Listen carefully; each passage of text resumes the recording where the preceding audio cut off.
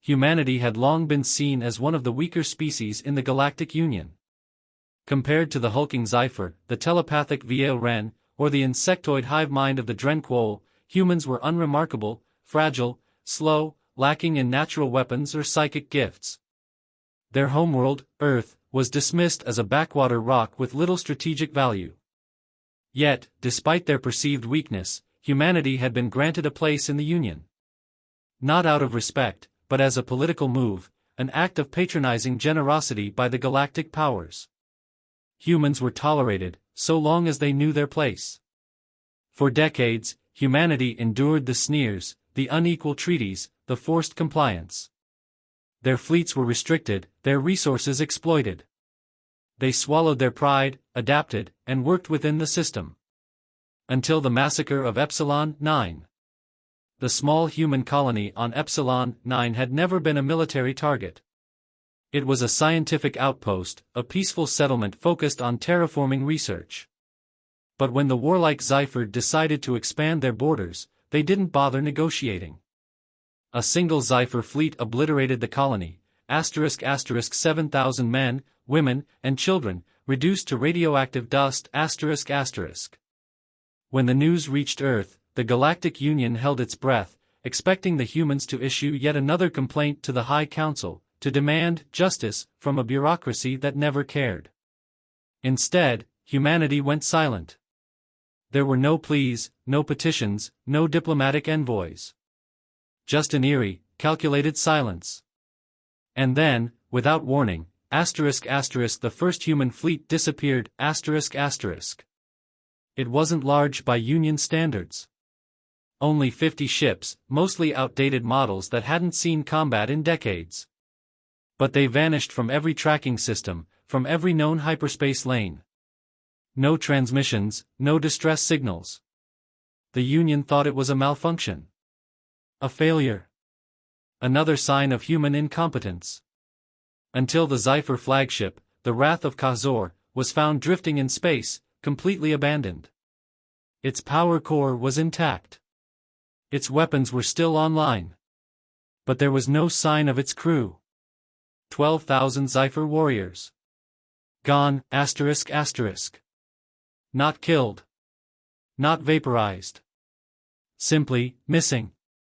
That was the first sign that something had changed. That was the moment the galaxy began to realize, humanity wasn't weak. They had been patient. They had been watching. And now, they were done waiting. Panic spread through the Galactic Union like wildfire. The Wrath of Khazor had been one of the most feared warships in the Zephyr fleet, and now it drifted lifeless, its crew vanished without a trace. The Union scrambled for answers, but humanity offered none. Then, another Zephyr fleet disappeared. This time, an entire armada of 60 ships, not destroyed. Not engaged in battle. Just gone, no distress signals, no wreckage, only the eerie silence of dead comms channels. For the first time in centuries, the Zephyr warlords felt something alien to them. Fear. In desperation, they deployed scouting parties to locate the missing fleets.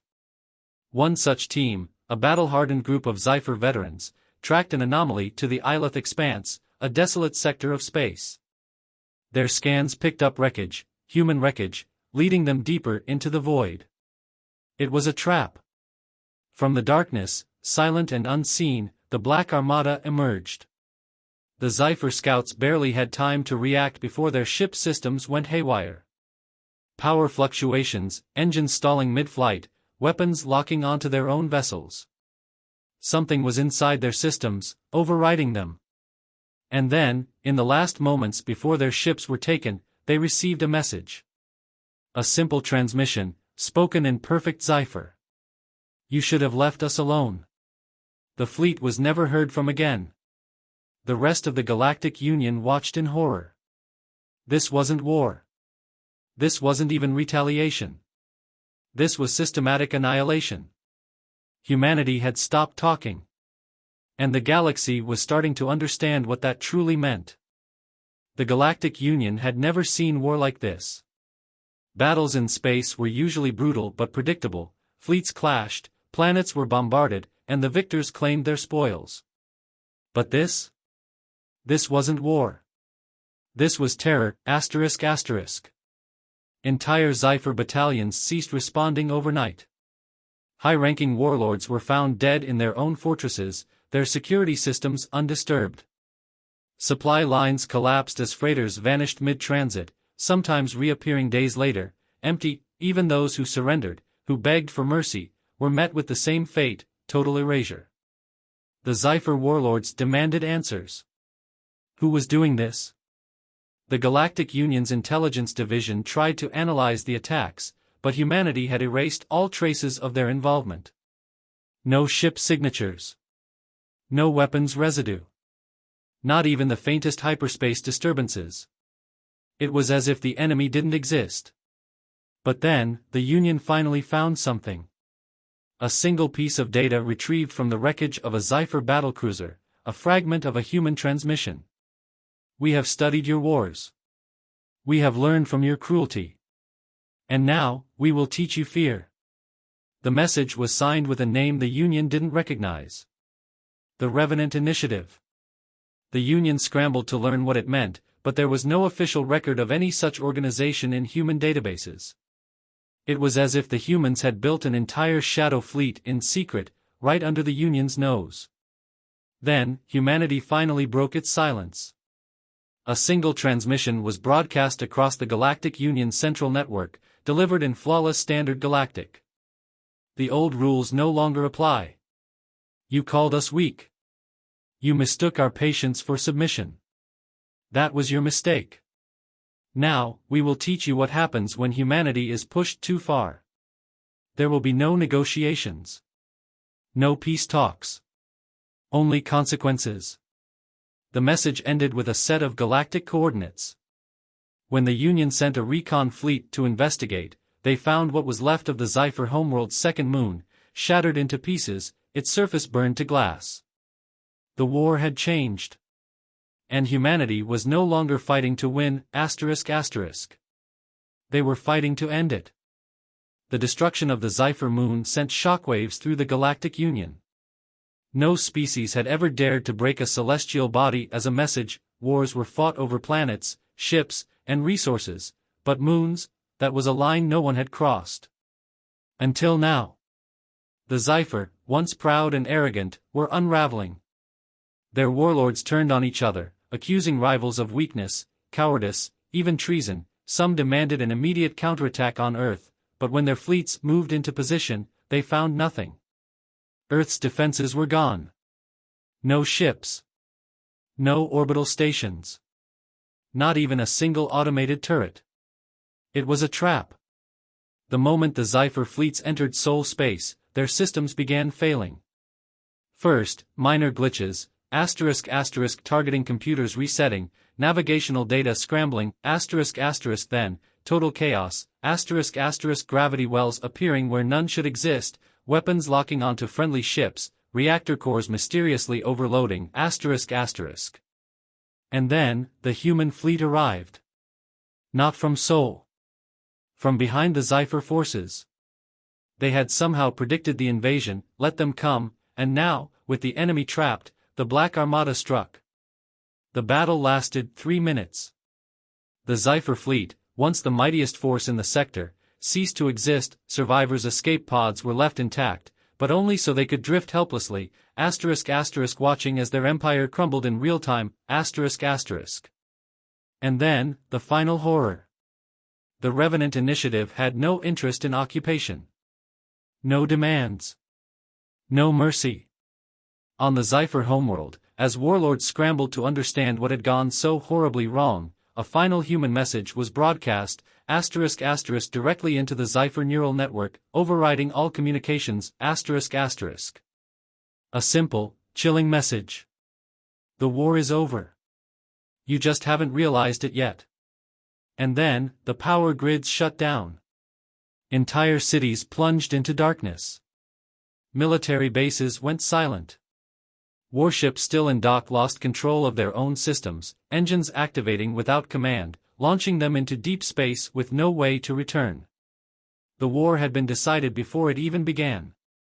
Humanity had learned from the galaxy's cruelty. And they had perfected it.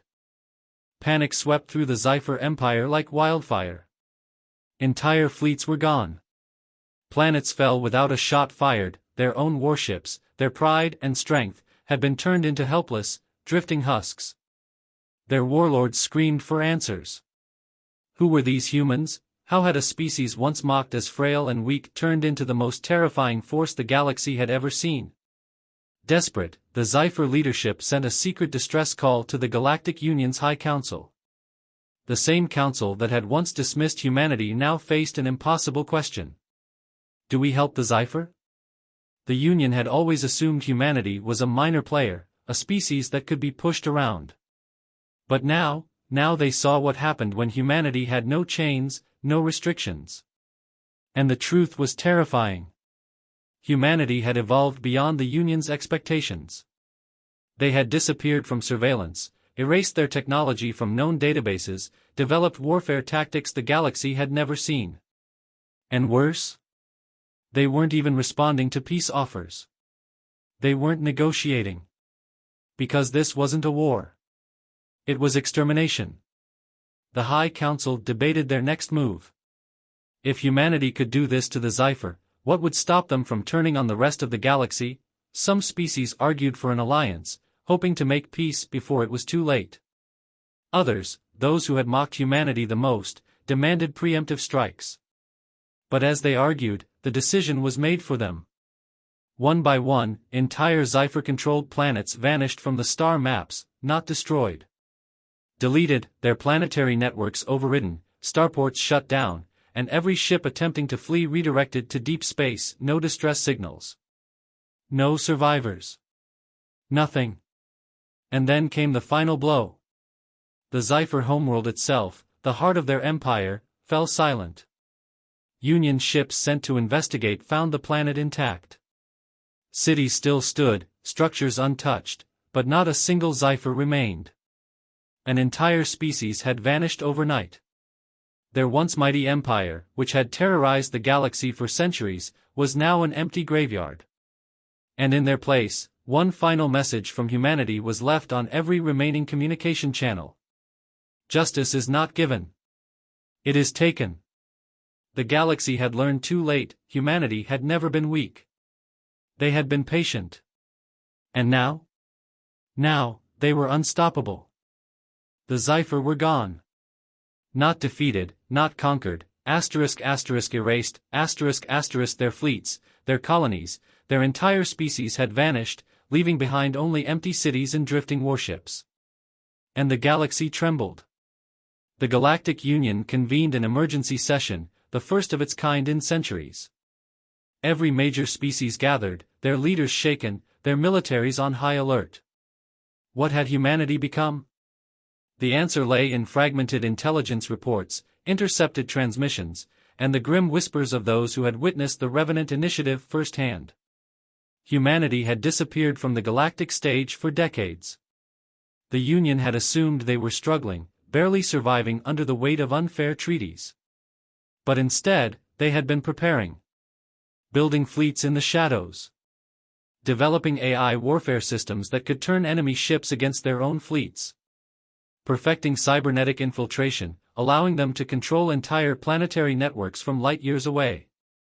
They had hidden their true strength, waiting for the day when they no longer needed permission to act. That day had come. And now, every species in the Union asked the same question.